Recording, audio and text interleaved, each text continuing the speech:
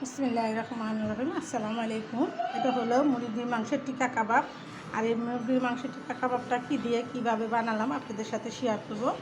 আপনারা আমার ফুল ভিডিওটা দেখতে থাকুন না টেনে, আর এরকম সুস্বাদু নাস্তা বানিয়ে খান।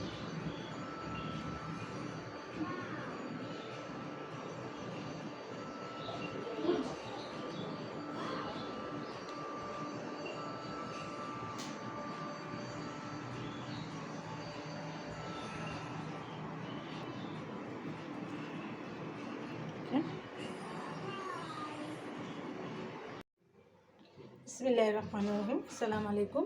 এটা হলো অ্যাঙ্কার ডাল। আর এই অ্যাঙ্কার ডালটা দিয়ে আমি কি বানাবো আপনাদের সাথে শেয়ার করব, আপনারা দেখতে থাকুন। এটা আমি বানাবো হলো মুরগি মাংস দিয়ে টিক্কা কাবাব। আমার নাতিনের জন্য বিকেলবেলা আমার নাতিন নাস্তা খাইতে চাইলে আমি যে কোনো একটা জিনিস করে দিই, আর আপনাদের সাথে শেয়ার করতেছি, দেখতে থাকুন। আর এটা বানানোর জন্য আমি এখানে রসুন দিয়ে দিলাম কয়েকটা শুকনো মরিচ, কিছুটা আদা, আর মাংসটা একটু কুচি করে ছোটো করে দিব। এই সবগুলো উপকরণ আমি পাতিলে দিয়ে দিব, দিয়ে একটু সিদ্ধ করে নেব 5 মিনিট। দিয়ে দিব এই যে মাংসগুলো আমি কুচি করে নিয়েছি, মাংসগুলো দিয়ে দিলাম। মুরগির মাংস দিয়েও টিক্কা কাবাব বানানো যায়, সেটা আমি আরও কয়েকবার বানাইছি, আমার নাতিনেরা খাইছে। আজকে আবার মনে করলাম যে একটু বানাই, আর আপনাদের সাথে শেয়ার করলাম, এবার দেখতে থাকুন। দিয়ে দেবো 1 চামচ হলুদের ফাঁকি, দিয়ে দিব 1 চামচ মরিচের ফাঁকি, দিয়ে দিব স্বাদ মতো একটু লবণ। এগুলো দিয়ে আমি এটা 10 মিনিটের জন্য সিদ্ধ দিব। কিছুটা পানি দিয়ে ফিরে দেব 10 মিনিট পর। ডালটা ভালো করে সিদ্ধ হয়ে গেছে, দেখেন। আমি একটু ঠান্ডা করে নিয়েছি, এখন আমি এটা ব্লেন্ড করে নিব আর আপনাদের সাথে শেয়ার করব। আর এটাতে আমি কী কী উপকরণ দিব সেটা আমি এখানে যে শাহি গরম মশলার গুঁড়ো নিয়েছি এটা দিব। আর এই ডালগুলো আমি এখন এটাতে ব্লেন্ডার দিয়ে, এখন সবার ঘরে ব্লেন্ডার জার আছে, আপনার ব্লেন্ডার জারে একটু ব্লেন্ড করে নেবেন। আর এটা একটু শুকনো শুকনো হবে। আর ডালটা দেখেন গলে গেছে। আমি একটা ডিম নিছি, ডিম একটা দিয়ে দিব আর আপনাদের সাথে শেয়ার করবো। আমি ডালটা ব্লেন্ডার করে নিয়ে আসি, দেখতে থাকুন। ডালটা শুকনো শুকনো হয়ে গেছে, ডিমটা আমার ভেঙে দিতে হবে। এখানে আমি পানি দিব না, পানি দিলে পাতলা হয়ে যাবে, ডিমটা দিতে হবে। আমি এখন ডিমটা ভেঙে দিব, এখানে কিছুটা ডিম দিয়ে দিব, কিছুটা রেখে দিলাম। দেখেন এখন কত সুন্দর নরম নরম হয়েছে। আমি এখন শাহি গরম মশলা গুঁড়োটাও দিয়ে দিব এটার সাথে।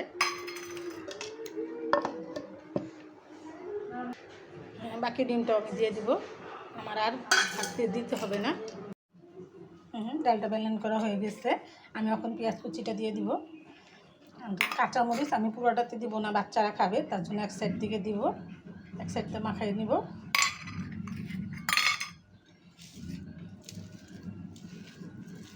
দেখেন কত সুন্দর হয়েছে।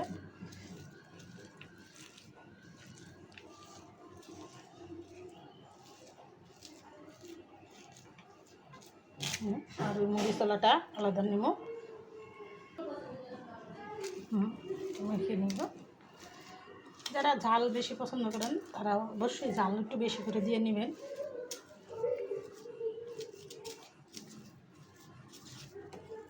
দেখেন আমার ডিমটাতে আমার একটু লেটকায় নেই, সুন্দর মতো হয়েছে, পারফেক্ট হয়েছে। আমি এখন বানাবো এক এক করে আর আপনাদের সাথে শেয়ার করবো, আপনারা দেখতে থাকুন।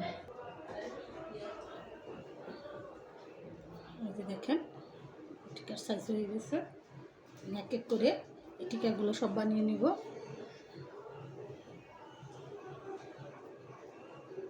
আপনারা যেরকম সাইজ বানাইতে চান ওরকম সাইজই হবে। দেখেন সামান্য একটু মাংস দিয়ে বুদ্ধি খাটিয়ে নাস্তাটা বানালাম, আর খেতেও অনেক সুস্বাদু হবে। এটার সাথে পুদিনা পাতাও দেওয়া লাগে, কিন্তু কোন সিজনালি নাই, আর আমার হাতের কাছেও নাই যে দিব।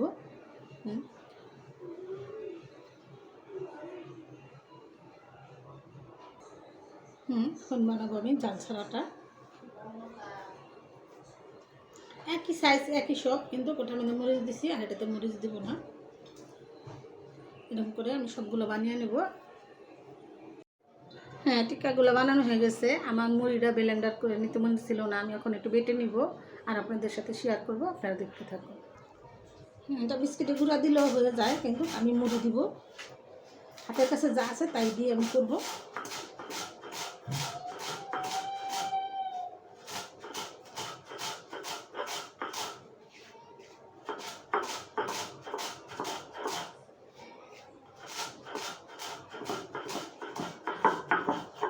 আর গুঁড়া করতে হবে না, হয়ে গেছে।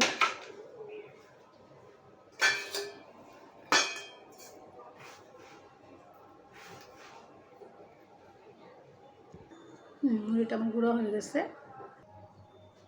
আমি এখন কড়াইতে একটু তেল দিয়ে দিব।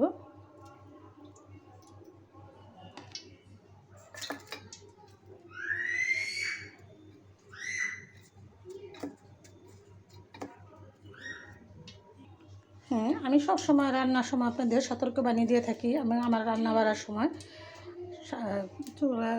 সবসময় চুলার আঁচ কমিয়ে রান্না করবেন, দুর্ঘটনা এড়িয়ে চলবেন, আর বেঁচে যাবে হাজার হাজার জীবন, বেঁচে যাবে লাখ লাখ টাকা। চুলার কাছ থেকে একটু দূরে সরে রান্না করবেন, আমার সতর্কবাণী মেনে চলবেন, আর আস্তে ধীরে মাথা ঠান্ডা করে রান্না করবেন। এটা হলো মরিচ ছাড়া, কাঁচামরিচ ছাড়া যেটা, সেটা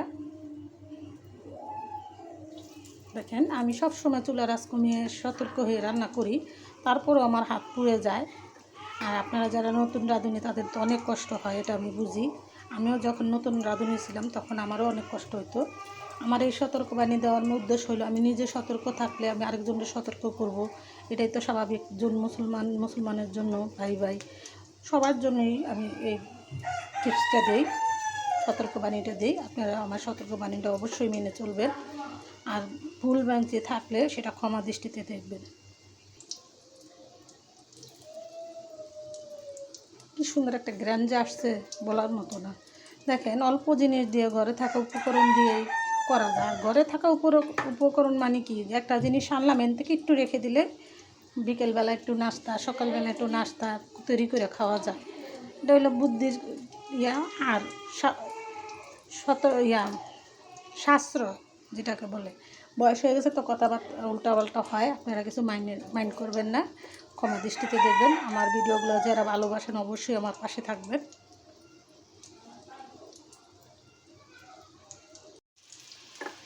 টিকাগুলো আমি একটা একটা করে এখন উল্টিয়ে দিব।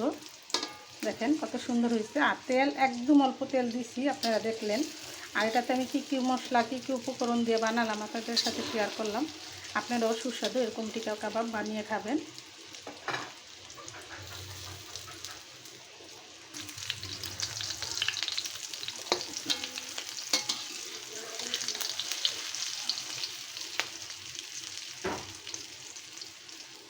আমার কয়েকটা হয়ে গেছে, আমি এগুলো সবক্ষণ এক এক করে উঠিয়ে নিব।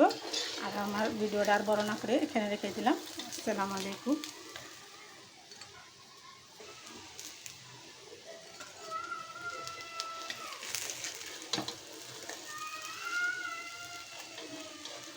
দেখেন, একদম অল্প তেল দিয়ে আমি বড়গুলো টিকাগুলো ভাজলাম আর আপনাদের সাথে শেয়ার করলাম।